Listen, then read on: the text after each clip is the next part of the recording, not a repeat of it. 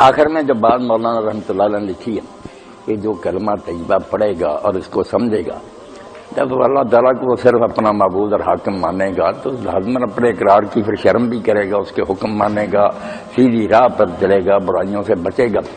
یہ تو جیسے ایک اسٹام لکھا جاتا ہے اور اس پر آخری دستخط ہوتے ہیں، لا الہ الا اللہ، وہ ہے نا ساری کتاب قرآن مجید حدیث جو کچھ ہے اس کے بارے میں اقرار کرتا، لا الہ صرف یہ کوئی منتر نہیں، وہ یہ وعدہ کرتا کہ اللہ کے سارے احکام میں دل و جان سے قبول کروں۔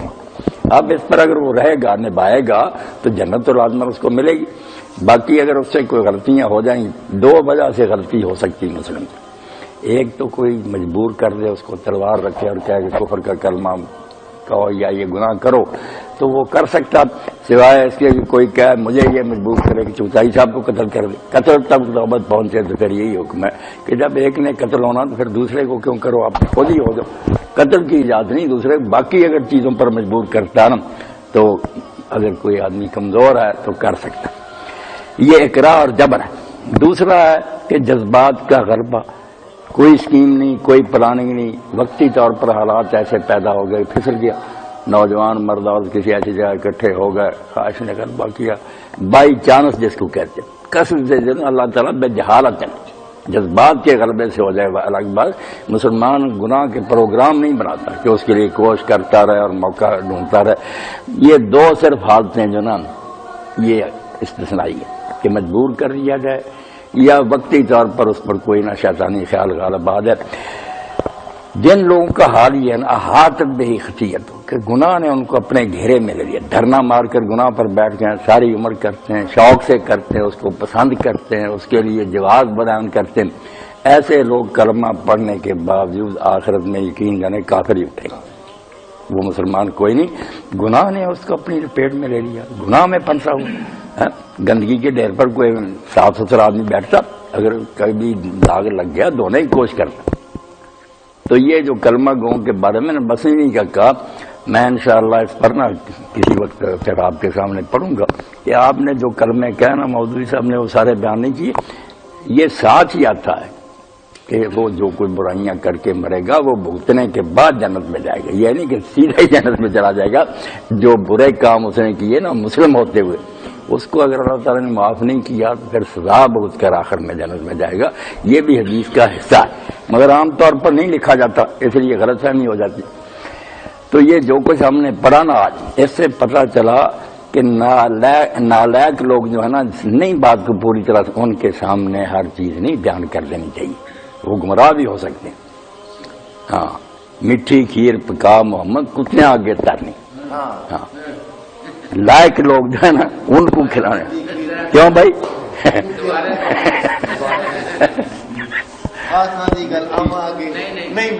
نہیں مناسب، خاصاں دی گل آما آگے نہیں مناسب کرنی، میٹھی کھیر پکا محمد کٹے آگے کرنی۔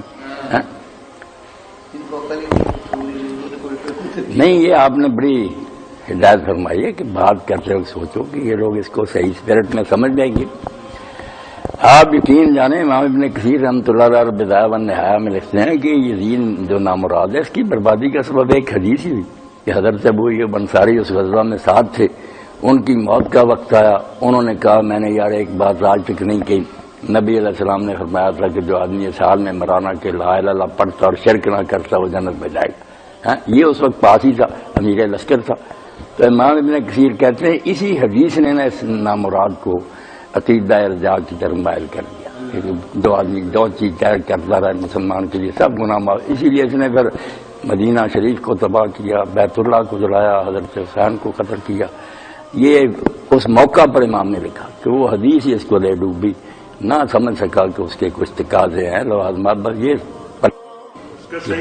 ہاں حضرت ابو ایوب کی یہی بات نہ پلے باندھ لی کہ بس میں اللہ کو مانتا ہوں، شرک نہیں کرتا۔ تو اس لیے کئی باتیں ایسی ہوتی ہیں جو تباہی کا سبب ہو جاتی، میٹھی کھیر بکا محمد کتے آگے ترنی۔ اللہ اکبر۔ حکیم صاحب تو آئے نہیں تھے، بیمار ہیں، بیمار سردی اللہ تعالیٰ رہا۔ چلو قرآن پاک کا درس شروع کر، باقی پھر سوال جواب کر رہے ہیں۔ بڑی خوشی ہوگی ساتھی، لو جی چاہ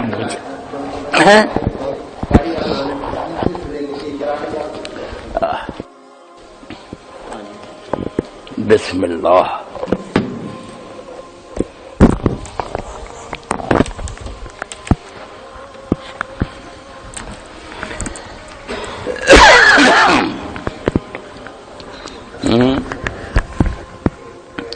خیر ہے بھائی.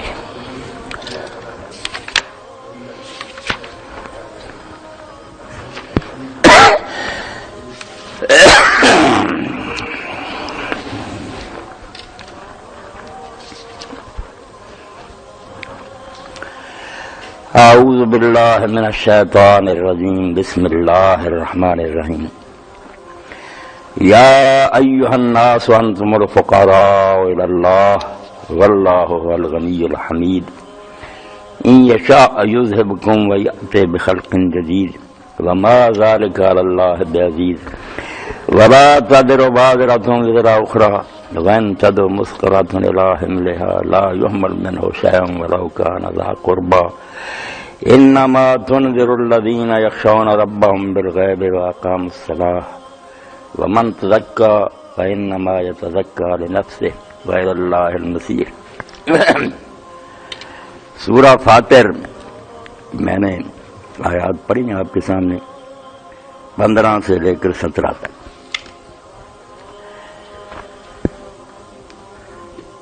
اجتماع کے آغاز میں قاری صاحب نے تلاوت فرمائی، سورہ تکاثر پڑھی تو میرا ذہن ایک تاریخی واقعہ کی طرف منتقل ہو گیا کہ دہلی تھی، مغلیہ سلطنت کا آخری زمانہ تھا. شاہ ولی اللہ رحمۃ اللہ علیہ کے پوتے شاہ اسماعیل شہید رحمۃ اللہ علیہ اپنے جدی مدرسہ کے دروازے کے سامنے گھوم رہے تھے تو انہوں نے دیکھا کہ پالکیوں پر نا کہار جو ہے نا عورتوں کو لے جا رہے ہیں. تو شاہ صاحب نے پوچھا کہ یہ پالکیوں میں کون عورتیں کدھر جا رہی؟ تو بتایا گیا کہ شہر میں جو سب سے بوڑھی عورت ہے نا، بدکار عورتوں کی سربراہ بازاری عورتیں تھی، اس کے ہاں آج ان کا اجتماع ہے، میلہ ہے. تو وہاں کھائیں پیئیں گی، گائیں نہ گائیں گی، ساز بجائیں گی. تو شاہ صاحب رحمۃ اللہ علیہ نے اپنے ذہن میں یہ بات سوچی کہ اگر میں انہیں تبلیغ نہ کروں اور قیامت کے دن اللہ کے حضور یہ عورتیں کہہ دیں کہ دہلی میں یہ عالم تھا مگر ہمیں تو اس نے کبھی نہیں سمجھایا، دوزخ کی طرف ہم جا رہی ہیں تو انہیں کی وجہ سے جا رہی ہیں، میرے پاس کیا جواب ہو؟ یہ بات سوچ کرنا شاہ صاحب نے پھر یہ طریقہ سوچا. ایک کشکول لیا جس میں یہ ساحل لوگ خیرات اکٹھی کرتے ہیں اور لباس فقیروں والا بنایا. رات کو نا وہاں چلے گئے. اب اندر ساز بج رہے تھے، وہ گانا گا رہی تھی، اپنا تماشا ہو رہا تھا. تو جب آپ نے دروازہ کھٹکھٹایا تو بوڑھی اماں نے اپنی نوکرانی سے کہا کہ جاؤ اس فقیر کو نا خیرات دے آؤ. وہ خیرات دینے کے لیے جب آئی تو شاہ صاحب رحمۃ اللہ نے فرمایا کہ میرے مرشد نے مجھے ایک صدا سمجھائی ہوئی آواز ہے جو میں سناتا ہوں، اس کے بعد میں خیرات لیتا ہوں. اس نے جا کر جب اماں جی سے کہا تو اماں جی خوش ہوئیں کہ چلو اس فقیر کی بھی صدا سن لیں. تو شاہ صاحب رحمۃ اللہ علیہ جب اندر گئے تو انہوں نے سورہ تکاثر پڑھی اور اس کے بعد واز شروع کر دیا. اب شاہ اسماعیل شہید رحمۃ اللہ علیہ کا بیان اور سورہ تکاثر آواز سن کر لوگ چھتوں پر آ گئے کہ شاہ اسماعیل دہلی کی جامع مسجد میں واز کرتے، ساری دنیا مانتی تھی کہ شاہ صاحب کا آواز بڑا پرتاثیر ہے. لوگ مان آئے اور وہاں یہ حال ہوا کہ ان عورتوں نے اپنی چوڑیاں توڑ دی، دیواروں کے ساتھ اپنے مہندیوں والے ہاتھ رگڑے، خون نکال لیا، چیخنا چلانا شروع. بہت رہی آپ نے دنیا کا فانی ہونا نا، یہ کھیل تماشے کب تک رہیں گے؟ یہ سلسلہ اسی طرح چلتا رہے گا تو عیاشیاں کرتی رہو گی. اللہ پاک نے شروع میں فرمایا اور یہی بات ہے جو ساری دنیا کی بربادی کا باعث ہے، یہ غفلت جو ہے نا کہ آدمی یہ سوچتا ہی نہیں کہ ایک دن وقت ختم ہو جائے گا، میں یہ دنیا چھوڑ جاؤں گا، یہ ہنگامے یہیں دھرے رہ جائیں گے، میں کوچ کر جاؤں گا، یہ بیٹے، یہ بچے، یہ بیوی، یہ سارے بھائی بہن جو نا میرا ساتھ چھوڑ دیں گے. اور جیسے حضرت ابوبکر صدیق رضی اللہ تعالیٰ عنہ جب نماز جنازہ پڑھاتے تھے تو ایک بہت چھوٹی سی دعا کرتے تھے تیسری تکبیر کے بعد. آپ دیکھیں کہ وہ دعا کتنی مختصر ہے، کتنی جامع ہے اور بالکل مطلب کے لیے نا موضوع ہے. فرماتے اللہ عبدو کا اسلم الاہل والآل والعشیرہ، اللہ یہ تیرا بندہ، تو مالک ہے، اس کے بارے میں جو جنت دوزخ کا فیصلہ کرنا تو نے کرنا، کوئی بندہ دخل تو نہیں دے سکتا۔ اسلم الاہل، اب اس کو اس کے گھر والوں نے، کنبے نے، رشتہ داروں نے، سب نے تیرے حوالے کر دیا، کوئی مدد کے لیے اس کے ساتھ نہیں آئے گا۔ اسلم الاہل والآل والعشیرہ بس ذنب عظیم، اور ہم مانتے ہیں کہ گناہ اس کے بہت ہے، وانت الغفور الرحیم، تو بخشنے والا اور مہربان ہے۔ اتنے پر بات ختم کر دیں، فیصلہ تیرے ہاتھ میں ہے، ہم یہ مددگار، اب اس کے ساتھ کوئی نہیں رہا، قصوروار ہے، بخشے اور رحم کرے۔ تو شاہ صاحب نے جب یہ موت کا منظر بیان کیا، ہر دنیا کا فانی ہونا بیان کیا، بہت سی جو عورتیں ان میں سے جنہوں نے توبہ کی آپ کے ہاتھ میں، آپ نے مجاہدین سے ان کے نکاح کر دیا، گناہ کی زندگی سے انہوں نے توبہ کر دیا۔ اسی لیے قرآن مجید کہتا نا کہ یہ پہاڑوں پر بھی اگر اتار دیا جاتا تو ریزہ ریزہ ہوتا، تمہارے سینوں میں تو دل ہے مگر تم کبھی توجہ سے پڑھتے ہی، بس تلاوت کر لی اور ثواب ہر لفظ پر 10 نیکیاں مل گئی ہر فرد، کبھی نہیں سوچا کہ یہ کتاب اللہ کہتی کیا۔ اب جب قرآن کہتا ہے الہاکم التکاثر، تم اسی دوڑ میں لگے رہے کہ اور زیادہ دولت کما لیں، اور زیادہ مکان آ جائیں، بینک بیلنس بڑھے، زیادہ زیادہ زیادہ اسی چکر میں پڑے رہے، حتیٰ زرتم المقابر، ایک دن وقت آیا کہ سب چھوڑ کر چلتے بنے اور قبر میں چلے گئے، یہ سب کچھ چھوٹ گیا۔ خاقانی ایران کا ملک الشعراء ہے، اس نے ایک چغتائی صاحب قصیدہ لکھا، تو میں چاہتا ہوں وہی آج میں اور آپ سن لیں ذرا۔ وہ کہتا ہے تو دیدی بوستاں آ رہا یکے بگزر بگورستاں، ہر وقت تو باغوں کو دیکھتا رہتا ہے، کمپنی باغ کی سیر کر رہا ہے، جب بے شمار باغوں کی سیر تو نے کی ہے تو کبھی قبرستان کی طرف دیا۔ تو دیدی بوستاں آ رہا یکے بگزر بگورستاں، کہ گورستاں ہمیں گوئے بیاہ تھا دوستاں بھی، تو قبرستان تو روز آواز دیتا کہ تو کار پر جا رہا ہے، پاس سے ہی وہ تیرے قریبی اور دوست جائیں یہی دفن، تو قبرستان آواز دیتا کہ آ اپنے دوستوں سے ملاقات کر، میرا کہ وہ کس حال میں، نہ بول سکتے ہیں، نہ محل رہے، نہ وہ بستر رہے۔ تو دیدی بوس نہ آ رہا یا کہ بگزر بگورستان، کہ گورستان بیاہ تھا دوستوں میں۔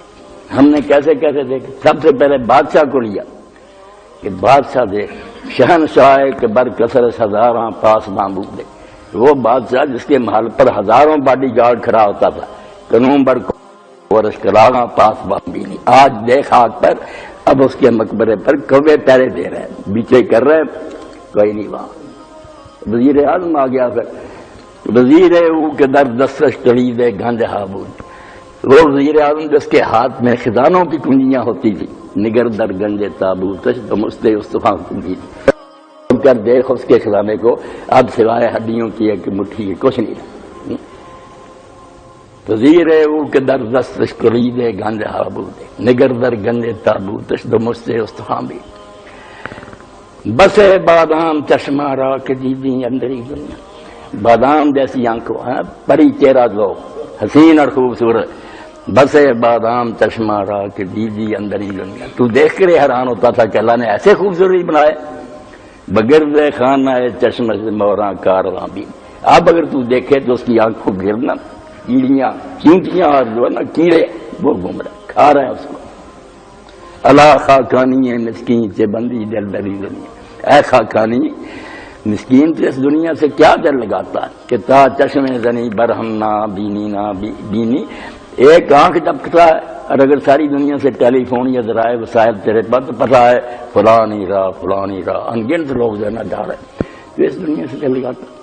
یہی دیکھیں نا کتنے ساتھی سے ڈاکٹر صاحب بھی ہمارے پاس آتے تھے، محفل کی رونق ہوتے تھے، بچھڑ گئے۔ ایک دن ہوگا جیسے شادی کہتے ہیں نا کہ عمر کو غنیمت جان، خیر کن فلان و غنیمت شمار ہونا، جو ٹائم ملا ہوا نا اس سے فائدہ اٹھا، اس سے پہلے نہ پیش کر کے بھانگ برا فلاں امات، کسی مسجد سے آواز آ جائے کہ فلاں نہیں رہا کہ جنازے کے لیے تیار، اس سے پہلے کچھ کر رہے ورنہ آواز تو آئے گی، کوئی روک نہیں سکتا۔ اس لیے اللہ تعالیٰ فرماتا الہاکم التکاثر، زیادہ کمانے نے، آگے آگے بڑھنے سے نے تمہیں غفلت میں ڈال دیا، تم نے اصل کام کے لیے کوئی تیاری نہیں کی۔ اللہ تعالیٰ کا دین ان چیزوں سے روکتا نہیں، لیکن دین کا کتنا احسان ہے کہ اس نے ہمیں رہبانیت نہیں سکھائی، پرانے مذہبوں کی طرح یہ نہیں کہا کہ دنیا چھوڑ دو، بلکہ پوری طرح اس دنیا میں انہماک، دلچسپی کی ترغیب دی ثواب۔ نبی کریم صلی اللہ علیہ وسلم تشریف فرما تھے، ایک جوان تنومند جا رہا تھا تو لوگوں نے کہا کاش اللہ کے رسول علیہ السلام اس کی یہ طاقت جو نا جہاد فی سبیل اللہ میں صرف ہوتی۔ تو آپ نے فرمایا اگر یہ گھر سے نکلا ہے کہ حلال روزی کما کر اپنے بوڑھے ماں باپ اور اپنے بال بچوں کو دیش رہی ہے تو اس کا ہر قدم جہاد فی سبیل اللہ۔ حتیٰ کہ اللہ کے رسول اللہ علیہ السلام نے جب فرمایا کہ یہ بھی صدقہ یہ بھی صدقہ، تو اس میں ایک بات آئی، حضرت ابو ذر رضی اللہ عنہ فرماتے ہیں جو خاوند اور بیوی کا آپس میں ملاپ ہے اس کو بھی حضور نے فرمایا کہ صدقہ۔ تو لوگوں نے کہا حضور صدقہ، اس شادی کے کام میں ثواب لکھا جاتا؟ فرمایا ابو ذر اگر یہی خواہش وہ حرام طریقہ سے پوری کرتا گناہگار ہوتا، اب اس نے شریعت کو مانا اور حلال کی طرف رجوع کیا، اسی طرح ثواب ہوگا جس طرح نماز اور روزے میں۔ یہی زندگی گزارنی ہے، اس کو چھوڑنا نہیں، دکان پر بیٹھنا ہے، ملازمت کرنی ہے، ڈیوٹیاں دینی ہیں، مگر کرنا وہی ہے جس کو کہا نا علامہ اقبال رحمۃ اللہ، زندگی کی راہ پہ چل لیکن ذرا بچ بچ کے چل، یوں سمجھ لے کوئی مینا خانہ بارے دوش ہے، شیشوں کا ٹوکرا جیسے کنوں پر ہوتا نا تو آدمی آوارہ لوگوں کی طرح نہیں ناچتا کودتا، سنبھل کر چلتا کہ چور نہ ہو جائے۔ اس لیے سب کچھ کرو سنبھل کر کرو کہ کوئی حرام کام نہ ہو، اللہ کی نافرمانی نہ ہو جائے، ورنہ اللہ کے پاس تو جانا ہی جانا، سب کو واپس لوٹنا۔ قرآن مجید میں یہ بات بار بار کہی گئی ہے کہ کئی لوگ اللہ کو مانتے ہیں مگر وہ اللہ کی عدالت کے قائل نہیں، یہ عقیدہ نہیں رکھتے کہ دوبارہ اللہ کے سامنے پیشی ہوگی، حساب کتاب ہوگا، ان کو بھی اللہ تعالیٰ نے پکے کافر کا، یہ وہ نہ مجھے مانتے تو زیادہ بہتر، مجھ پر یہ تہمت لگائی کہ میں سب کچھ دیکھتا ہوں، نیکیاں بھی کرتے لوگوں کو دیکھ رہا ہوں، برائیاں کرنے والوں کو دیکھتا ہوں، اور آخر میں لوگ مٹی ہو جائیں گے، کوئی عدل نہیں ہوگا، کوئی انصاف نہیں ہوگا۔ اس سے بڑا الزام بھی میری حکومت پر کوئی ہے، علیہ صلی اللہ بحکم الحاکم، معمولی حاکم اگر یہ کرے تو اندھیر نگری چوبر راجا کہتے ہیں لوگ، مجھے یہ ثابت کرنا چاہتے ہو؟ آفا نجعل المسلمین کالمجرمین، حکم ماننے والے اور نافرمانوں دونوں برابر مٹی ہو جائیں گے؟ ما لکم، تمہیں کیا ہو گیا، کیف تحکمون، کیسی بےہودہ باتیں بکتے ہو؟ ایسا کبھی نہیں ہوگا، نیکوں کو انعام ملے گا، بدوں کو سزا ملے گی۔ تو ان آیات میں جو میں نے سورہ فاطر کی پڑھی، اللہ تعالیٰ کہتا ہے کہ جو میں کہتا ہوں نیکی کرو، عبادت کرو، شاید کوئی سمجھے کہ اللہ تعالیٰ کا کوئی کام اٹکا ہوا ہے، اللہ تعالیٰ کسی کام کا محتاج ہے، اس کی کوئی ضرورت ہے، اس لیے ہمیں نیکیوں کو کہتا، کہا یا ایھا الناس، لوگو کان کھول کر سن لو، انتم الفقراء الی اللہ، تم سب اللہ تعالیٰ کے محتاج ہو، فقیر ہو، واللہ هو الغنی الحمید، اللہ تو غنی ہے، کسی چیز کی سے ضرورت نہیں، وہ اپنی ذات میں کامل، دنیا نہ بناتا پھر بھی اللہ ہی تھا، فنا کر دے اس کو پھر بھی اللہ۔ اسی بات کو اللہ کے رسول علیہ السلام نے فرمایا کہ ساری دنیا کے لوگ اگر سب سے بڑے متقی کی طرح ہو جائیں، ولی کی طرح، تو اللہ کی بادشاہی میں ایک مچھر کے پر برابر اضافہ نہیں ہوتا، اور سارے ابلیس ہی بن جائیں، اللہ کی حکومت میں ایک مچھر کے پر برابر کمی نہیں آتی، اس کا اقتدار اپنے زور پر قائم ہے۔ بندے محتاج ہیں کہ نیکی کر کے کچھ انعام کما لے، کھاتا کھولا ہے ان کے لیے، جیسے حکومت اعلان کر دی بچت کھاتا جمع کرا رہا اتنے گنا ملے گا، تو یہ تو لوگوں کی بڑائی کا نا کام۔ اسی لیے رومی رحمۃ اللہ نے فرمایا من نہ کرم خلق تاسود کرم، اللہ کہتا ہے کہ میں نے تمہیں اس لیے نہیں بنایا کہ تم سے کچھ نفع کماؤں، بلکہ تابر بندگاں دودھ کرم، میں نے میری رحمت نے جوش مارا کہ ان بندوں پر کرم کروں، یہ تھوڑی سی دنیا کی بجائے نا پھر جنت کے وارث ہو جائیں، تمہارے لیے موقع دیا تم، اس لیے میری ضرورت کوئی نہیں، میں غنی ہوں، مگر ساتھ ہی حمید بھی ہوں، خوبیوں والا ہوں، تو میری خوبیاں جو ان کا تقاضا ہے کہ خلق خدا کو زندگی دی جائے، نعمتیں دی جائے، موقع دیا جائے، صبر اور شکر آزمایا جائے۔ پھر آگے فرمایا ان یشاء یذہبکم، اللہ تو اتنا غنی ہے، بے نیاز ہے کہ اگر وہ چاہے تو تم کو سب کو فنا کر دے، فرشتے نبی ولی سارا زمین و آسمان برباد کر دے، ویات بخلق جدید، نئی دنیا دے جائے، اس کے لیے تو یہ وما ذلک اللہ بعزیز، اللہ کے لیے یہ کام ذرا بھی مشکل نہیں ہے۔ ہمارے اس ملک میں شاہ اسماعیل شیخ رحمۃ اللہ نے تقویۃ الایمان لکھی ہے، ہمارے دوست جو ہے نا بریلوی حضرات یہ کہتے نہیں وہ تقویۃ الایمان ہی تفویت الایمان ہے، موت کو فوت کرنے والے بڑے دشمن ہیں اس کے، 200 سال ہو گیا سب اس کے خلاف ہی پروپیگنڈا کہ وہ کتاب لکھ کرنا، شاہ صاحب نے وہابیت پھیلائی ہے۔ وہاں ایک موقع پر انہوں نے اللہ تعالیٰ کی عظمت کا بیان کر کے کہہ دیا کہ اللہ تعالیٰ کی یہ شان ہے کہ وہ ایک لمحہ میں کروڑوں جبریل اور کروڑوں محمد پیدا کر دے، تو ناراض ہیں کہ یہ کہہ دی اتنے سننے نادان ہے کہ اللہ مخلوق جیسی مخلوق بھی نہیں بنا سکتا. ہاں ایک بار بنانے کے بعد طاقت سلب ہوگی، باقی نہ بنانا ہے نہ بنانے کا مسئلہ طاقت کی بات ہے. جیسے یہ اللہ کہتا اگر چاہے تم سب کو ختم کر دے اور نئی دنیا لے آئے. تو بغداد سے ایک بزرگ آئے عبداللہ ان کا نام تھا، انہوں نے شاہ صاحب کو خط لکھا کہ آپ اور کوئی مثال دے دیں، جبریل اور رسول اللہ کی مثال دی. انہوں نے کہا شاہ صاحب عقل کریں، مثال دیتے وقت اعلیٰ چیز کی دی جاتی ہے، بے قدری نہیں حضور کی، ان کی اعلیٰ شان. اگر ہم کہیں کہ فلاں جو معمار ہے وہ تاج محل جیسا بنا سکتا تو تاج محل اعلیٰ چیز ہے نا، تبھی اس کی مثال دی، ورنہ کہہ کہ اسے کوٹری جیسا بنا سکتا، یہ کیا شان ہے. بنانے والے کی بھی خوبی اسی میں ہے، اور وہ چیز جس کی مثال اس کی جذبت ہے، اس سے اعلیٰ کچھ ہے ہوتی اس کی مثال دیتا. وہ خوش ہوا، اس نے کہا بہت عمدہ بات سمجھائی. تو اللہ کہتا کہ اللہ چاہتا تو تم سب کو لے جائے اور تمہاری نئی دنیا لے آئے، یہ اس کے لیے کوئی مشکل نہیں. باقی فرمایا کوئی یہاں بے فکر نہ رہے، نہ چنت نہ رہے، غافل کی زندگی نہ گزارے. وقت آئے گا ہر آدمی اپنے اوپر اپنا اپنا بوجھ اٹھا کر پیش ہو جائے گا. ولا تذر وازرۃ وزر اخری، کوئی دوسرے کا بوجھ نہیں اٹھائے گا. جن سہاروں پر تم تکیہ کے بیٹھے نا کہ مرشد آ جائیں گے، ولی نبی چھڑانے کے، نہیں آئے گا کوئی. اللہ کی عدالت بے راگ ہوگی، انصاف کے مطابق فیصلہ ہوگا، اس لیے کوئی شخص دوسرے کا بوجھ نہیں اٹھائے گا. وَإِن تَدْعُ مُثْقَلَةً إِلَىٰ حِمْلِهَا لَا يُحْمَلُ مِنْهُ شَيْءٌ وَلَوْ كَانَ ذَا قُرْبَىٰ. بوجھ اٹھانا تو تھا کہ خود اپنی مرضی سے کو اٹھا لے. اب اس سے بھی آگے ترقی کر کے اللہ نے کہا خود تو اٹھانا کجا رہا، اگر وہ آدمی جو بوجھ کے نیچے دبا ہوا نا، گناہ کی گٹھی پاری، وہ آوازیں دے رہا کہ آؤ میری کوئی مدد کرو.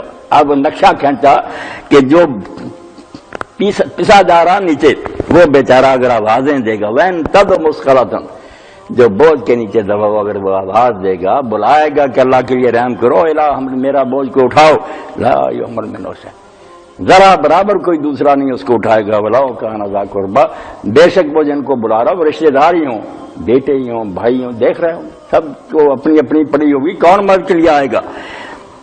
انما تنذر الذین یخشون ربهم بالغیب واقاموا الصلاۃ. اللہ کے رسول کو پھر اللہ نے فرمایا کہ تیرا کام یہ ہے کہ جو لوگ بن دیکھے اللہ سے ڈرتے ہیں اور نمازوں کو باقاعدگی ادا کرتے ہیں ان کو خبردار کر دی. یہ شرطیں بیان کر دی کہ فائدہ کون اٹھائے گا. یہ کلام سب کے سامنے پڑھا جائے گا مگر باقی محروم رہ جائیں گے. وہ پہلے کر رہے تھے میٹھی کھیر کا محمد کتے آگے ترنی، ان کے اوپر سے گزر جائے گا. وہ لوگ کانپ اٹھیں گے، توبہ کر لیں گے، آج سے اپنی روش درست کر لیں گے جو بن دیکھے خود اللہ سے ڈرتے ہیں. یہ بن دیکھے کیا بہت ضروری ہے. مطالبہ کرنے نہیں، اللہ سامنے آئے تو مانیں گے. اللہ تعالیٰ فرماتا وہ سامنے آنے پر تو ایک حیوان نہیں مان جاتا کہ یہ بات درست. انسان کو جو عقل ملی ہے وہ قیاس کے لیے ملی ہے کہ نظر نہیں آتا کچھ بھی، عقل سے کام لو کہ یہ باتیں معقول ہیں. یہ سامنے آنے پر تو ایک بچہ ہی مان جاتا کہ یہ چیز ہے. بالغیب بن دیکھے ماننا ہے، چیز نہیں سامنے آنی. قیامت کے دن کا تو بیان کیا جب آ جائیں گے فرشتے سامنے، جنت دو کہیں گے سمعنا وابصرنا، ہم نے سن لیا اور دیکھ لیا، اب ہمیں واپس بھیج. اللہ کہے گا اب تو امتحان ہی ختم ہو گیا. امتحان تو یہ تھا کہ میں بھی نظر نہیں آتا، فرشتے نہیں آتے، مگر جو باتیں اللہ کا رسول کہتا ہے عقل سے سوچو کہ ان میں کوئی بات ناممکن ہے. اگر وہ کہتا کہ تم دوبارہ بنو گے تو جب پہلی بار بن گئے دوبارہ بننا مشکل ہے. اللہ تعالیٰ یہی قرآن پاک میں کہتا ہے وہ احسن ہو رہا ہے. کامن سینس کی بات ہے کہ جو کاریگر ایک مرتبہ ایک شے بنا لے، دوسری مرتبہ بنانی تو پھر اس کے لیے آسان ہوتی ہے. حالانکہ اللہ تعالیٰ کے لیے سب پہلے ہی آسان ہے، مگر ہمیں سمجھانے کے لیے کہا کہ چلو پہلی مرتبہ سوچو شاید مشکل ہو، مگر جب ایک بار چیز بنا لی پھر وہ بار بار بنا سکتا. اس لیے اگر کوئی کہے کہ دوبارہ نہیں بن سکا، پہلی بار کس طرح تو بن گیا، بننے میں کیا مشکل. اور دوبارہ کیوں بننا چاہیے وہ بھی عقل انسانی تقاضا کرتی. آدمی ضدی نہ ہو تو خدا انسان کا دل پکارتا ہے کہ دنیا میں ہم مظلوموں کو دیکھتے ہیں، ظلم ہوتا رہا، ان کی داد رسی نہیں ہوئی. کتنی بیوائیں جن کے بچے ان کے سامنے ذبح کر دیے گئے، جن پر سہارا تھا ان کا، بیٹیوں کا جہیز لوٹ کر رہے گا، کسی نے کچھ نہیں پوچھا، پولیس ہی مجرموں کی حامل بن گئی. دل نہیں ہمارا چاہتا کہ انصاف ہونا چاہیے. تو اللہ کہتا ہے ہر شخص جو ہے نا اس کا دل پکار رہا ہے کہ عدالت ہونی چاہیے، مظلوموں کی داد رسی ہونی چاہیے، یہ ظالم عیش کرتے رہے، ان کو پکڑنا چاہیے. تو اگر نبی کہتا کہ ہوگا تو کوئی بری بات کہتا؟ تمہارے دل کی آواز ہے جس کو وہ کہتا کہ ضرور یہ پوری ہو کر رہے گی. اور اللہ تعالیٰ کا علم ایسا کوئی ذرہ چھپا ہوا نہیں، ایک بات بھی ایسی نہیں جو نامقبول اور نبی کی عہد ماننے میں نہ آتی ہو۔ باقی مطالبہ کرتے آنکھوں سے دیکھنے کا، یہ پھر دکھا دیا جائے گا مگر پھر فائدہ کوئی نہیں ہوگا۔ تو جو بن دیکھے اللہ سے ڈرتے ہر وقت کامتے ہیں کہ اس کے سامنے جانا، اور اس کا پہلا نتیجہ یہ بیان کیا ہوا اقام الصلاۃ، مکی دور کی جو نمازوں کو باقاعدگی سے ادا کرتے، اب نہ زکوٰۃ تھی نہ روزے تھے نہ سب بعد میں اترے، نماز شروع تھی۔ نماز کے بارے میں کہا کہ یہ سمجھو اس بیج سے نہ پیدا ہونے والا پہلا ہے یہ انخوا، اس کو بوگے ایمان کا بیج ہوگا تو پہلا جو سوا نکلے گا نا اسلام کے پاس نماز ہوگی۔ نماز نہیں آتی تو اقبال رحمۃ اللہ علیہ فرماتے ہیں لا الہ باشد صدق گوہر نماز، لا الہ کی بات ہو رہی، وہ کہتے ہیں لا الہ ایک سیپی ہے، اس میں جو موتی پیدا ہوتا ہے وہ نماز کا ہے، لا الہ پھر کھینچ کر نماز کی طرف لے جاتا ہے۔ آدمی اللہ تعالیٰ کی محبت میں بے چین ہو جاتا، وہ تو چاہتا ہے کہ 50 ہی نمازیں فرض ہوتی ہیں، صرف یہی کام ہوتا ہے، اللہ کو یاد کرتے رہتے۔ اللہ نے نرمی کر دی نہیں، دنیا کے کام بھی کرو، پھر وہ وقفے وقفے سے آواز دی جائے تو آ کر میرے ساتھ بات کر لیا کرو۔ نماز جس کے بارے میں اللہ کے رسول علیہ السلام نے ایک دن پوچھا کہ کسی آدمی کے دروازے پر دریا بہ رہا اور وہ 5 مرتبہ مل کر اس میں نہائے تو اس پر کوئی محل باقی رہے گا؟ لوگوں نے کہا نہیں۔ تو نبی علیہ السلام نے کہا 5 نمازوں کا یہی حال ہے، جب 2-4 گھنٹے کے بعد اللہ کے سامنے حاضری دے گا، اس کی ہدایتیں سنے گا، پتہ چلے گا کہ اللہ مجھے دیکھ رہا، اس کے سامنے جانا، تو اگر غلط کام کر بھی رہا تو فوراً توبہ کرے، وہ کس طرح اس پر محل باقی رہے گا؟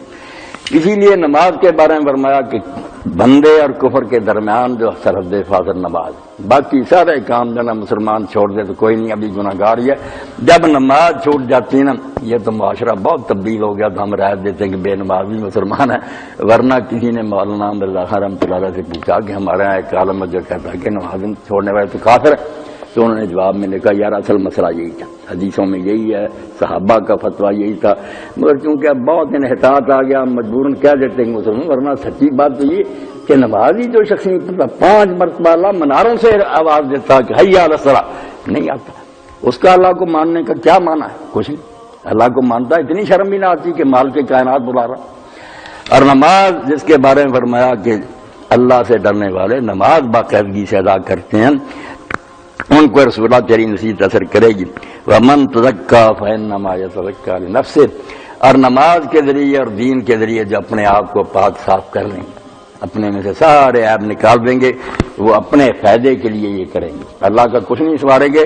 وَإِلَى اللَّهِ الْمَصِيرُ، اور یاد رکھو کہ آخر کار لوٹ کر تم سب کو اللہ کی عدالت میں جانا ہے، یہ وقت آ کر رہے گا، اللہ کی عدالت میں پیش ہوگے، اور جیسے حدیث پاک میں آیا کہ آدم کے بیٹے کو پاؤں ہلانے ہوگی اپنی جگہ سے جب تک ان سوالوں کا جواب نہ دے کہ عمر دی تھی کن کاموں میں برباد کر کے آیا، جوانی دی تھی وہ کس مشکلوں میں اس کو صرف کیا، مال کہاں سے کمایا اور کہاں خرچ کیا، اور جو سیکھا تھا علم اس پر عمل کہاں تک کیا۔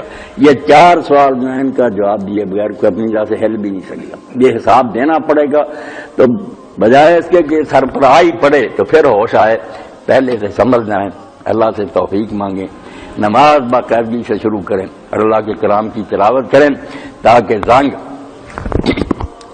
حضرت عبداللہ بن عمر نے فرماتے جیسے پانی لگنے سے لوہے کو زنگ لگ جاتا ہے، اس طرح ان دنیا کے ہنگاموں میں دلوں کو بھی زنگ لگ جاتا، غافل ہو جاتے ہیں، اچھے بڑے آدمی نا سستیاں کرنے لگتے ہیں، تو سکالا ہر چیز کو پھر صاف ستھرا کرنے کے لیے چمکانے والی چیزیں بنی ہیں کہ یہ چیز مل دو، اس پر ایک چیز رگڑ دو، تو دلوں کو صاف کرنے کے لیے اللہ کا ذکر اور موت کی یاد، 2 چیزیں فرمایا یہ کرو، انشاءاللہ دل بھی سکر ہو جائیں گے، ورنہ غفلت میں پڑے رہو گے، فرشتہ اجل ایک دن آ جائے گا، تم دنیا سے چلے جاؤ گے، اور اس وقت پتہ چلے گا یہ سرائے دہر مسافر ہو بخدا کسی کا مکان ہے۔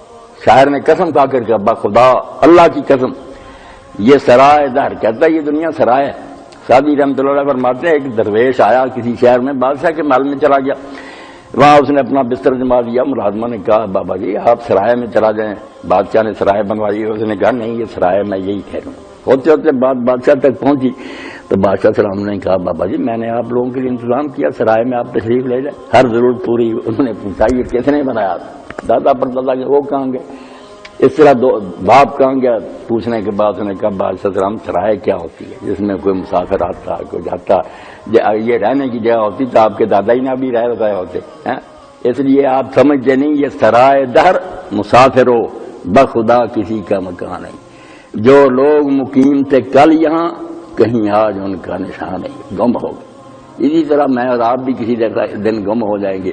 اس غفلت سے جتنی جلدی جاگ اٹھے نا اپنے بھلے کی بات ہے، ورنہ یہ کارخانہ تو دنیا کے نہیں، یہ اسی طرح چلتا رہے گا. یہ چرچے اسی طرح رہے، ہم نہیں ہوں گے، چرچے یہیں رہیں گے، افسوس ہم نہ ہوں گے. تو وقت جو ہے اس سے فائدہ اٹھانا چاہیے. یہ اللہ کا کلام، اللہ کے رسول کی سنت بالکل ایسے سمجھے نا نسخے ہیں، ان کو استعمال کرنے سے شفا ہوتی ہے. وآخر دعوانا الحمدللہ رب العالمین وصلی اللہ تعالی علی خیر خلقہ سیدنا محمد وآلہ وصحبہ. اللہ اکبر. حکیم صاحب کو بھی اللہ تندرستی دے. ایک ہی دے. آئندہ اجتماع 13 مارچ کو 9 بجے شروع ہوگا. 13 مارچ. اللہ کرے سردی کم ہو جائے. یہ ڈائری میں ایک شعر آ گئے. ماشاء اللہ ماشاء اللہ. چوکٹا قبر کا خالی ہے اسے مت بھولو.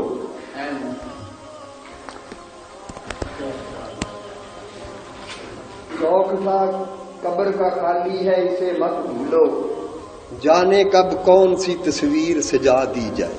اللہ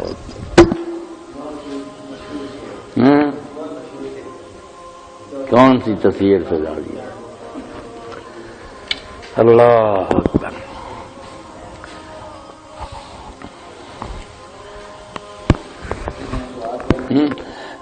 ہاں سب احباب جمع میر جمع ہے. احباب درد دل کہلے یہ التفات دل دوستاں رہے نہ رہے. اللہ مولانا آج کل 2 سے پروگرام بنا رہے ہیں کہ چھٹی والے دن کسی دور بائی پاس کے پاس یا شہر سے باہر کسی مسجد میں جا کے ایک دن کا ڈیرا لگایا جائے اور سارا دن خدا کی یاد کی جائے اور کوئی مسئلے مسائل قرآن پڑھا جائے. تو یہ اس طرح صحیح ہے کیا اس طرح محفلیں کرنا جا کے شہر چھوڑ کے جا کے باہر کسی مسجد میں؟ نہیں اچھا ہی ہے، بہت اچھی بات. کوئی دن نکالا جائے، کوئی قرآن و حدیث کا تھوڑا سا اس میں اضافہ کروں گا مولانا.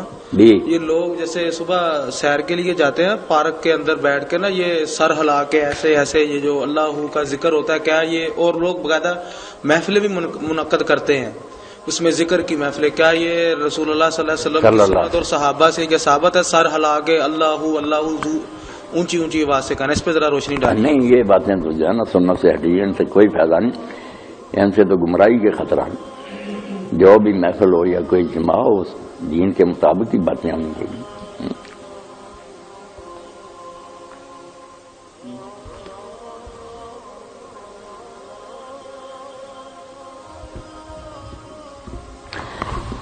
ذکر کا مفہوم بھی آہستہ آہستہ نا امت میں بالکل بدل کر رہ گیا کہ یہ پڑھنا پڑھانا جو ہے اس کو ذکر کرنے لگے. یہ بھی ٹھیک ہے مگر اصل ذکر جو ہے نا سب سے پہلا وہ تو اللہ کی کتاب ہے. انا نحن نزلنا الذکر وانا لہ لحافظون. قرآن پاک کو پڑھایا جائے، اس کو سمجھا جائے. سب سے زیادہ نصیحت اور ہدایت کی بات جو ہے نا یاد جانی وہ قرآن ہے. اس کے بعد دوسرا پھر ذکر جو ہے نا وہ نماز ہی ہے. اقیم الصلاۃ لذکری. موسیٰ علیہ السلام کو حکم ہوا کہ مجھے یاد رکھنا چاہتے تو نماز باقاعدگی سے ادا کرو وقت پر اور بالکل جماعت کے ساتھ سمجھ کر. اس کے بعد وہ پھر ذکر ہیں جو حضور نے مختلف موقعوں پر بتائے، وہ بھی بہت اچھے ہیں. قدم قدم پر انسان کا ہاتھ پکڑے رکھتے ہیں. وہ بھی اذکار مسنونہ کی کتاب نہ جیب میں رکھنی چاہیے، آہستہ آہستہ یاد ہو جائے کہ سوتے وقت جاگتے وقت کھانا شروع کیا، بعد میں سواری پر بیٹھتے اترتے، صبح سورہ نکرات چکتائی تھا. اللہ کے رسول علیہ السلام ہر وقت بیدار اور ہوشیار تھے کہ لمحہ لمحہ جو ہے نا جیسے گارڈ ریلوے کا وہ جھنڈی ہلاتا ہے، اللہ تعالیٰ جھنڈیاں ہلا رہا، آسمان پر اشارے ہو رہے ہیں، کبھی سفیدی آ رہی ہے، کبھی سرخی آ رہی ہے. ہمارے لیے تو غفلت کی بات نہیں ہے، سوچتے ہی نہیں. مگر آپ سورج نکلتے وقت ہی کہتے ہیں الحمدللہ الذی قالنا یومنا ھذا ولم یہلکنا بذنوبنا. شکر ہے اس اللہ کا جس نے ہمیں ایک دن اور بونس میں دے دیا، اور ہمارے گناہ تو اس لائق تھے کہ ہمیں رات ہی ہلاک کر دیتا، مگر اس نے اپنی مہربانی سے مہلت دی کہ شاید توبہ کر لیں. مغرب کی اذان شروع ہوتی جو فرماتے اللہم ان ھذا اقبار لیلک و ادبار نہارک وساعۃ دعاتی فاغفر لی. اے اللہ تیری رات آ گئی، تیرے مؤذنوں نے اذان کہنی شروع کر دی، اندھیرے آ گئے، اس لیے مجھ سے کوئی غلطیاں اس دن میں ہوئی ہیں تو معاف کر دیا. بالکل اصل ذکر کرنا کہ ہر لمحہ پتا کہ واپس جانا ہے، اللہ دیکھ رہا ہے، کچھ ایسے کام کرنے غلطیاں ہو گئیں تو معافی مانگ لیں. اللہ اکبر. مولانا سورہ کاف کا وجہ نزول جو 3 سوال ہیں یہودیوں نے حضور صلی اللہ علیہ وسلم سے کیے، اور اس کے بعد آپ نے کہا فرمایا کہ جی میں کل جواب دوں گا، تو وہ جواب کے ساتھ انشاءاللہ نہیں کہا، وہاں اللہ تعالیٰ کی طرف سے وہی بند ہوئی اور 15 دن بعد آئی. لیکن اس سورہ پاک کے مطلب ابن کثیر رحمۃ اللہ علیہ نے جو لکھا ہے کہ جی وہ قرآن کا مقصد صرف چیز کو سمجھانا ہے، نہ کہ پورے واقعہ کو پوری طرح بیان کرنا ہے. پھر وہی جو مطلب وہاں بیان کرنے والے اپنی تفسیر میں ہر چیز ہی وہاں لکھ دیتے ہیں، پھر لکھتے ہیں کہ جی واللہ عالمون، یا کوئی اور چیز لکھ دیتے ہیں کہ ایسے آیا ہے. یعنی خود ہی ایک چیز کی طرف نفی کرتے ہیں، خود ہی وہ سارا اس میں ڈال دیتے ہیں. یہ بندے سادہ لوگ میرے جیسے جو دوسرے ہیں وہ پھر وہ یاد کر لیتے ہیں یا کنفیوز ہوتے رہتے ہیں، بھی واقعہ بھی آ گیا، نام بھی بتا دیے، تعداد بھی وہ بحث کر رہا ہے، اور اوپر جو متن ہے قرآن پاک کا جو چیزیں نازل ہوئی ہیں اس میں تو وہ وضاحت نہیں ہے. پھر یہ پڑھنے والے کس طرح وہ مطلب سامنے بھی آ جاتی ہیں، لیکن وہ کہتا ہے کہ نہیں ایسے ہے. پھر وہ مطلب سمجھ یہ آتی ہے کہ یہ ساری یہودی روایات ہیں یا کہاں سے لاتے ہیں، کیوں ڈالتے ہیں، جب اس کا مقصد جب خود کہہ رہے ہیں کہ نہیں ہے. اس پہ ذرا وضاحت کر دیں.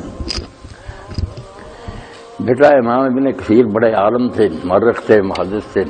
انہوں نے شروع میں تو یہی کہا کہ میں پرہیز کروں گا کہ جو ہے نا اسرائیلی روایتیں یا من گھڑت باتیں نہ لکھوں، مگر وہ آپ والی بات ٹھیک ہے، رہے نہیں اس وعدے پر. پھر نہ جو ملا نہ وہ آ گئے. یہ ہے چسکا کہ لوگ اگر کہا جائے کہ اصحاب الکہف کا ایک کتا تھا، اس پر بات نہیں کرتے، وہ پھر شروع کر دیں اس کتے کا رنگ کیا تھا، کتنی عمر کا تھا، دم کیسی تھی، نام کیا تھا. تو اب جواب ملتا نہیں نہ قرآن سے نہ حدیث سے. کوئی ضروری بات ہوتی تو اللہ رسول بتاتے ہیں. پھر عالم یہ چاہتا نہیں کہ کہوں مجھے تو نہیں پتا، وہ اپنا برم رکھ کیا کہ اس کتے کا نام کتنیر تھا، اس کا رنگ یہ تھا، ایسی باتیں کہہ دیتے ہیں.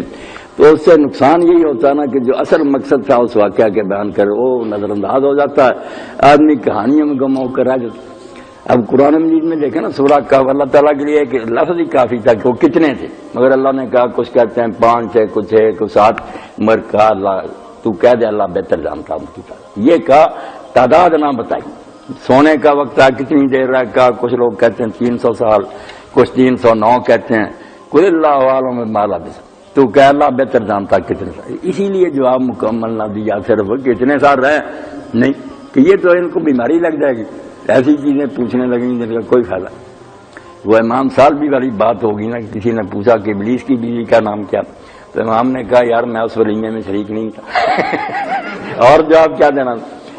یہ ہے بیماری کہ جو اصل بات ہے کہ اللہ کے دین کے لیے بھوکا پیاسا گھروں میں سونا پڑو، دین نہ اپنا برباد ہو، قربانی دے دو، دکھ اٹھا لو، تو وہ بات نہیں کرتے. تو بہت ایسی باتیں نا غلط جب لکھ دی، بہت نقصان ہوا ہے ان باتوں. مولانا آج کل جو مطلب زیادہ میڈیا بھی اور یہ ساری باتیں، میں سوال یہ کرنا چاہ رہا ہوں، کبھی انہوں نے سوال کیا تھا کہ ہفتے میں ایک دفعہ کہیں باہر جا کے تو کسی مسجد ویران میں بیٹھ کے تو یہ عبادت کی جائے. اور اب یہ ہے کہ دنیا اور دین کی جو تقسیم بن گئی ہے، یہ ایک تصور پیدا ہو گیا ہے کہ کچھ لوگ تو یہ ہیں جو یہ بیان کر رہے ہیں، کچھ لوگ وہ ہیں جو دین کی بات ہی نہیں کرنا چاہ رہے، وہ کہہ رہے ہیں کہ نہیں دین نہ لاؤ، اس میں آ جائے گا. اس کی مثال چھوٹی سی یہ ہے کہ ابھی کل پرسوں 2 دن ہوئے ہیں چینل پہ نا لڑکیاں جو کالج میں پڑھتی ہیں نا، ان سے سوال کیا گیا تھا کہ جہیز کے بارے میں اور کس طرح کا لڑکا ہونا چاہیے اس بارے میں. تو اس پہ ایک لڑکی نے دینی طور پہ حوالہ دینے کی کوشش کی، تو انکر نے جو اس کی میزبان تھی عورت، اس نے کہا نہیں اس کی بات نہ کرو، دین کی بات نہ کرو، آپ اپنی بات کرو یا معاشرتی بات کرو. خالص کفر ہی ہے نا بیٹا، دین کو اس طرح بے دخل کر دینا کہ دین کی بات نہ کرو، پھر اسلام کیا باقی رہ گیا. ہاں، میرا سوال اس میں صرف یہ تھا کہ کتنی تقسیم اتنی ہے جو یہ عبادت کہہ رہے ہیں کہ ہفتے میں ایک دفعہ جانا چاہیے. یہ جو نماز ہے، روزہ ہے، یہ کتنا عبادت کا حصہ ہے، دین کا حصہ ہے، اور یہ جو معاشرتی معاملات ہیں یہ دین کا کتنا حصہ ہے؟ زندگی کا کوئی شعبہ دین کی حد سے خارج نہیں. ہم کسی بات کے بارے میں نہیں کہہ سکتے. باقی دین جو ہے نا ہماری ساری چیزوں کا لحاظ رکھتا، اس لیے حدود مقرر ہوئی ہیں، باؤنڈری لائنز دی ہیں، اندر کھلی چھٹی دی ہے. لباس کے لیے مثلا 2-4 باتیں کہہ دیں رکھو، پھر جس طرح کا دل چاہے سلواؤ. ہر علاقے کا لباس اسلامی لباس ہی ہے. مرد عورت کا لباس الگ ہو، کفار کا لباس نہ ہو. کیسی نشانی جس سے دیکھتے ہی کو کیا کیے تو فلاں کافر قوم کا آدمی، ان کا خاص نشان نہ ہو تمہارے لباس میں. مرد ریشمی لباس نہ پہنے، فضول خرچی نہ کریں، بس غرور اور تکبر نہ ہو اس میں. اس کے علاوہ اور کوئی پابندی نہیں. باقی پھر اس کے اندر رہتے ہوئے کھانا کھانے کے لیے حلال حرام کی کچھ چیزیں بتا دیں. کھانا پکانے کے طریقے ہم پر چھوڑ دیے، پلاؤ پکاؤ، زردہ پکاؤ، پھر نہیں پکاؤ، کوئی نہیں. دین کو اس سے تکلیف دین، اس میں آزادی اور پابندی دونوں ملی جلی ہے کہ تھوڑی سی پابندی ہے، دائرہ کھینچا ہوا، اندر آزادی. دین کو اچھی طرح پیش کرے. وہ جو عورت کہہ رہی ہے اسلام کو، وہ بھی بیچاری جانتی ہوتی تو وہ کہتی بیٹا دین نے جو ہدایتیں دی ہے شادی کے لیے تجھے، ان سے بہتر کیا بات. وہ بھی بیچاری نہیں نہ سمجھتی، اسی لیے اس نے کہا اسلام کو رہنے دو. اسلام کیا کہتا؟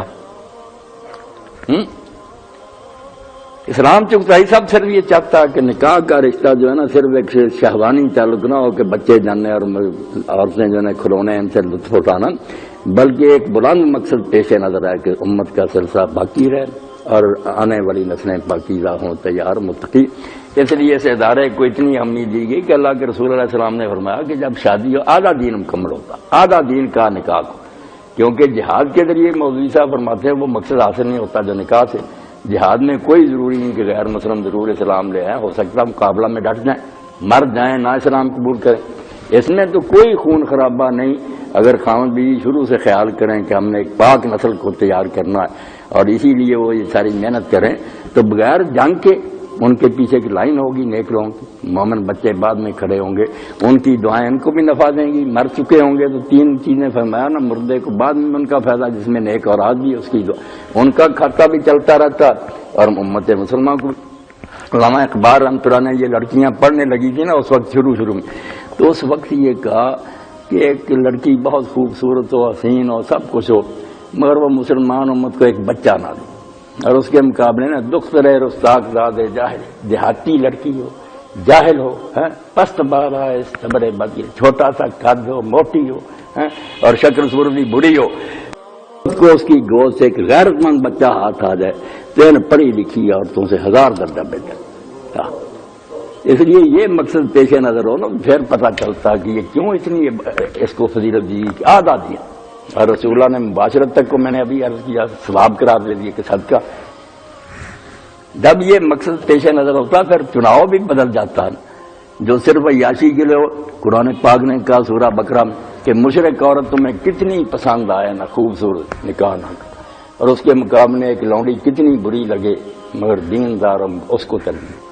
کیونکہ مقصد ہے نکاح کا دین دنیا. پھر تو یہی کہا جاتا کہ خوبصورت ڈھونڈو چاہے ہندوؤں میں لے، نہیں، پہلے تو کہہ دیا کہ غیر مسلمان صرف اہل کتاب. وہ بھی رہتے اس لیے دی کہ وہ ہم سے بہت چیزوں میں ملتے جلتے، نبیوں کو مانتے قیام، مگر اس کے ساتھ بھی پابندی لگائی والمحصنات کہ یہود نصارہ میں سے پاک دامن وہ عورت تلاش کرنا. مگر اس کے ساتھ بھی کہ فرمایا خطرہ بہت ہے. فمن یکفر بالایمان فقد حبط عملہ. اس رشتے میں پڑھ کر اگر تمہارے عقیدے خراب ہو گئے، تمہاری نسل ہی کافر ہو گئی تو سارا کچھ تمہارا تباہ ہو گیا. اس لیے مسلمان عورتوں میں سے بھی جو کہا گیا کہ نیک، آپ نے فرمایا 4 وجہ سے عورتوں سے شادی ہوتی ہے، یا ان کے حسن کی وجہ سے، یا مالداری کی وجہ سے، یا خاندان کی وجہ سے. سب چیزیں نظر انداز کرو. یہ دوسرے نمبر پہ فاصبر بذات الدین ترے بذیرا، تیرا بھلا کرے اللہ، دیندار ڈھونڈ. عرب شاعر نے بیٹا بڑی چونکہ ٹارگٹ بدل گیا، نسب العین بدل گیا. جب صرف عیاشی کے پھر تو یہی ہے کہ مال بھی لائے، خوبصورت بھی ہو، نخرے ناز بھی کرے، دینداری والا ذہن سے بات ہی نکل گئی، وہ قبلہ ہی بدل گیا. اور مصری شاعر نے بڑی پیاری بات کہی ہے کہ الام مدرسۃ اذا عادت. ماں جو ہے نا کوئی عورت نہیں، یہ ایک تو انسٹیٹیوٹ قائم کر رہا ہے، ادارہ مدرسہ ہے جو اگر تو نے تیار کر لیا، عادت پیشابن طیب الآرات نیک لے آیا، اور تو اس کا مطلب یہ کہ تو نے ایک پاکیزہ نسل جو ہے نا اس کی جنیں اپنے گھر میں لگا دی، اور اگر بدکار لے آیا تو ٹھیک ہے، دنیا کے چند روزہ ایسے عشرت میں گزر گیا، تباہ کر دیا پورا خاندان۔ اب ایک واقعہ سنائیں نکاح کا رسول کریم علیہ السلام کے زمانے کا، ایمان تازہ ہو جائے کہ جلیبیب ایک صحابی تھے رضی اللہ تعالیٰ، مگر نہ ان کی کوئی شکل و صورت اچھی تھی، اور خوش طبع سے عورتیں جہاں ہوتی ہیں ان کے ساتھ ٹھٹھا مخاط کرتا، برا نہیں تھا مگر صرف طبیعت ایسی۔ تو ایک صحابی نے اپنی بیوی سے کہا کہ اگر میں نے تیرے پاس اس کو دیکھا نا جلیبیب کو، میں تیرے ساتھ بہت برا سلوک کروں گا۔ تو نبی علیہ السلام نے ایک دن کہا اسی صحابی سے، ابو برزہ میں شادی کرنا چاہتا ہوں۔ تو انہوں نے کہا اللہ کے رسول بڑی خوشی کی بات ہے، اس کی بیٹی کے بارے میں کہا۔ بعد میں آپ نے کہا نہیں، اپنے لیے نہیں، جلیبیب کے لیے کہتا ہوں۔ تو وہ جل بن گیا، جواب نہیں دے سکا، صرف یہ کہا اچھا میں اس کی والدہ سے پوچھ لوں گا۔ اب والدہ سے جا کر بھی جب یہ بات کی کہ حضور علیہ السلام تیری بیٹی کا رشتہ چاہتے، اس نے کہا سبحان اللہ۔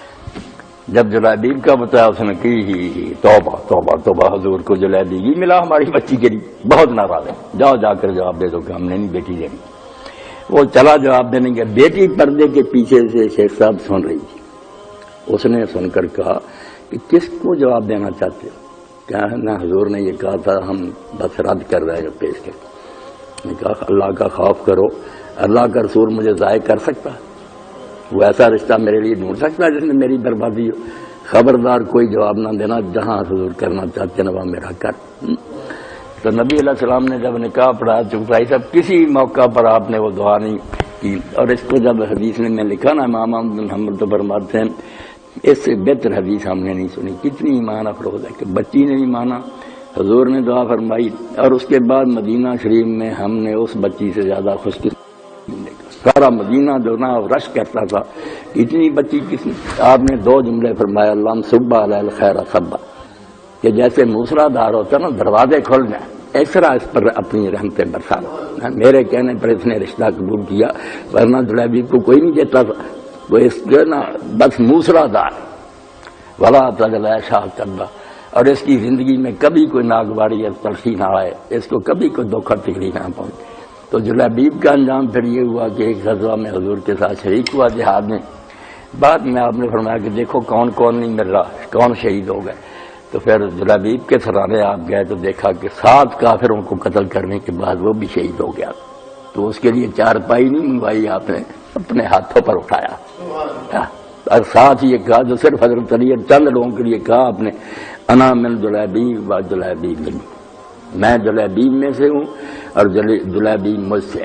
یہ فکرہ جیسے حضرت ابراہیم کہتے ہیں نا فمن تبعنی فانہ منی، جو میری پیروی کرتا ہے مجھ سے۔ یہ مجھ سے کا مطلب میں اور یہ دیکھنے میں دو ہیں، یا کہ جان دو کال، اتنی عزت پائی ہے۔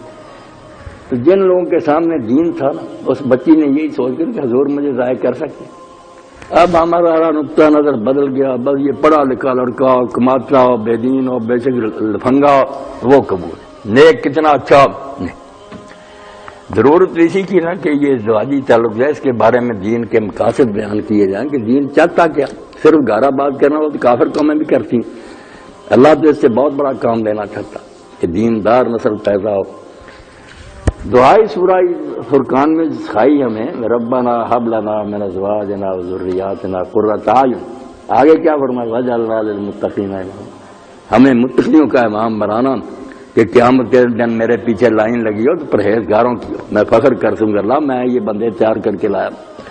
علامہ اقبال رحمۃ اللہ علیہ فرماتے ہیں میں جوان ہی تھا، وہ کہتے ہیں میری زندگی میں یہ موڑ کیسے آیا، کس طرح میں ایک اچھا مسلمان بن گیا کہ ہمارے گھر میں نا ابا جی بھی تھے، وہ بھی بڑے نیک آدمی تھے، تو ایک مسکین آیا سائل، اس نے دروازے پر صدا کی اور ضد کر کے کھڑا رہا کہ میں نے لینا ہی ہے کوئی۔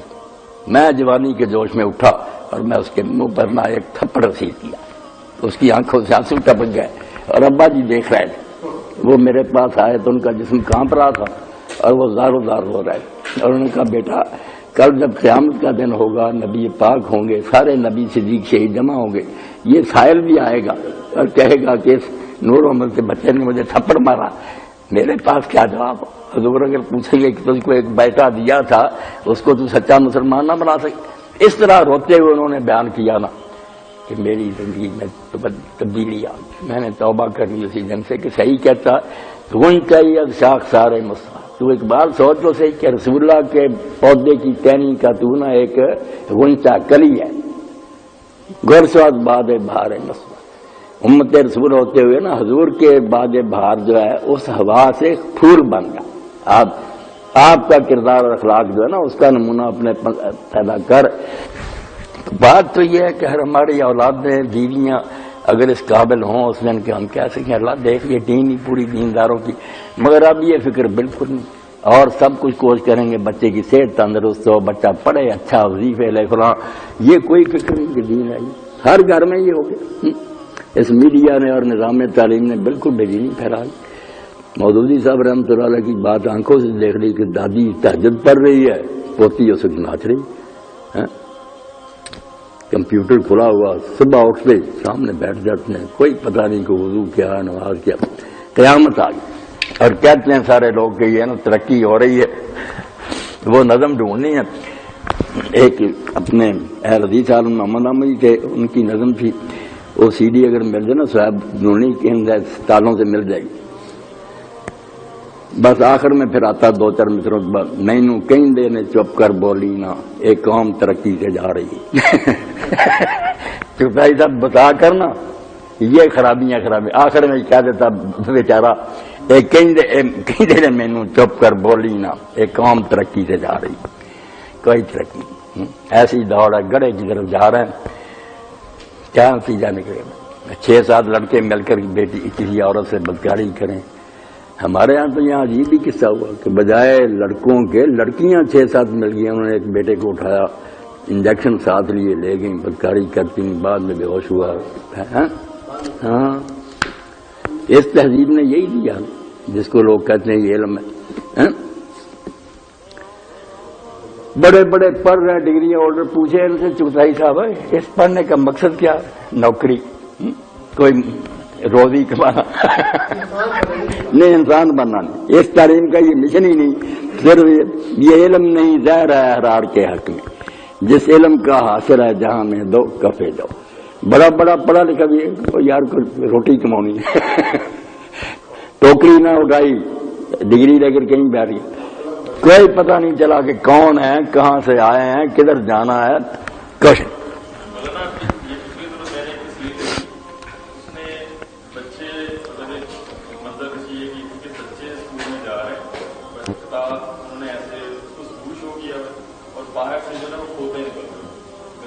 گدی سہل ہمارے وہ فوت ہو گئے حکیم صاحب سے. شفیق صاحب تو جانتے نا, یہ بھاری مل کے احاطہ سے آتے تھے حکیم ہدایت اللہ صاحب. وہ مولانا رحمۃ اللہ علیہ عبداللہ صاحب کے زمانہ سے آتے تھے. پھر میرے ساتھ بھی دوستی ہوئے, بڑے نیک آدمی نے ٹوپی پہنی ہوتی تھی. تو کہنا میں اپنے عزیزوں کے گھر گیا تو چھوٹے چھوٹے بچے وہ اسکول بھیجنے لگے. میں نے کہا سیکرڈ ہارٹ اسکول نہ بھیجا کریں, عیسائی ہو جائیں گے. کہنے نہیں عیسائی کیوں ہوں گے. میں نے ان کے سامنے بلایا اور پوچھا, بالکل چھوٹے بچے, ہر روز پریئر جو وہی ہوتی. میں نے پوچھا بیٹا تمہارا خدا کون ہے؟ انہوں نے کہا خدا ہوں یسوع کی. تو ان کو بس یہی چاہیے کہ یہ نوکری کے قابل ہو جائیں, بے شک بے دین اور کافر ہی ہو جائیں. اللہ کھوتے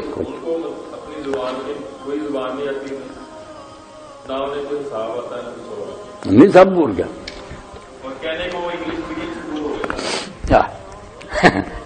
اب انہوں نے جدید ہی نکال لی ہیں, سیٹ ہیں اور سیٹوں کا حساب ریاضی کرتے. ہاں بالکل.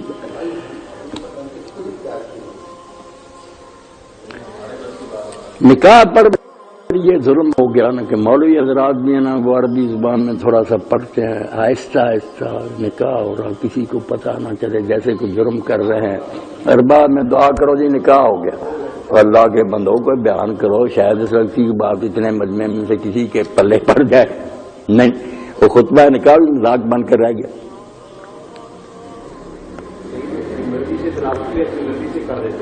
اب کئی لوگوں نے تو نعتیں پڑھوانی شروع کر دی، بالکل محفل میلاد ہی شروع کر دی، اصل سنت چھوڑ دیتے ہیں، کوئی نئی بات ہی نکال لیتے۔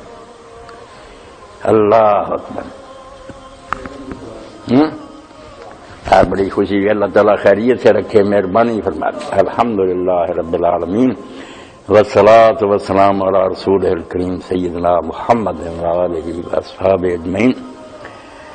ربنا آتنا فی الدنیا حسنۃ وفی الآخرۃ حسنۃ وقنا عذاب النار۔ ربنا لا تزغ قلوبنا بعد إذ هديتنا وهب لنا من لدنك رحمة إنك أنت الوهاب۔ ربنا هب لنا من أزواجنا وذرياتنا قرة أعين واجعلنا للمتقين إماما۔ ربنا افرغ علينا صبرا وثبت أقدامنا وانصرنا على القوم الكافرين۔ اللهم اشف كل مريض، اللهم رد كل غريب، اللهم اقض دين كل مدين، اللهم فك كل أسير، اللهم أصلح كل فاسد من أمور المسلمين، وصلى الله تعالى على خير خلقه سيدنا محمد وآله وصحبه أجمعين، آمين يا رب العالمين۔ خوش رکھے اللہ پاک، مہربانی فرمائے۔